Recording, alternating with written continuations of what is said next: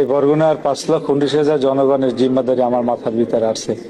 সেক্ষেত্রে আমি আনন্দিত নাই, আমি চিন্তিত। আসসালামু আলাইকুম। যারা নির্বাচিত হয়েছেন সংসদে যাবেন তাদের উদ্দেশ্যে আমি কিছু কথা বলবো। আমি আপনাদেরকে একটা ভিডিও দেখাবো। আসলে এই ভিডিওটা দেখার পর আপনাদের যারা সংসদে যাবেন তাদের প্রত্যেকেরই এই ভিডিওটা দেখার দরকার। শাইখ ফয়জুল করিম সাহেব, চরমোনাই শাইখ ফয়জুল করিম সাহেব উনি একটা কথা বলছিলেন, যারা নির্বাচিত হয়েছে যাদের উপরে দায়িত্ব আসে তারা কিন্তু আগুনের চাদর গায়ে দিয়ে থাকেন। এটা কিন্তু আমার কথা না। আমার স্ক্রিনে আপনারা একটা ভিডিও দেখেন যে চরমোনাই যে প্রার্থীগুলো দিয়েছেন তাদের মধ্যে থেকে একজনে এই কথাটা বলছিলেন। দেখেন তার কথাগুলো কিন্তু আবার আমার হৃদয়টা কিন্তু ছুঁয়ে গেছে। তার কথাগুলো আপনারা একটু শুনেন। এই বরগুনার 5,19,000 জনগণের জিম্মাদারি আমার মাথার ভিতরে আছে। সেক্ষেত্রে আমি আনন্দিত নাই, আমি চিন্তিত।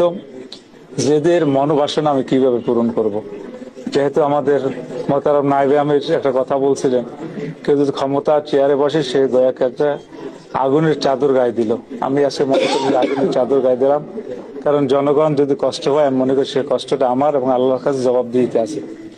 ওমর রাদিয়াল্লাহু তাআলা আনহুর যে আদর্শ, আমি সে আদর্শই বাস্তবায়ন করতে চাই। আমি অনেক কিছু ভালো চললাম, অনেক কিছু ভালো খেলাম, আমার বরুণা আমতলি তালতলি জনগণ তারা না খেয়ে থাকবে, এটা আমি কোনোদিন সহ্য করব না। শুধু আমরা যে এমপি হয়ে গেছি এটা কিন্তু আমাদের শেষ না। এমপি হওয়ার পরে আমাদের যে কর্তব্য, আমাদের যে জিনিসগুলোর প্রয়োজন, আমাদের প্রত্যেকটা গ্রামে আপনি প্রতিনিধি হিসেবে আছেন।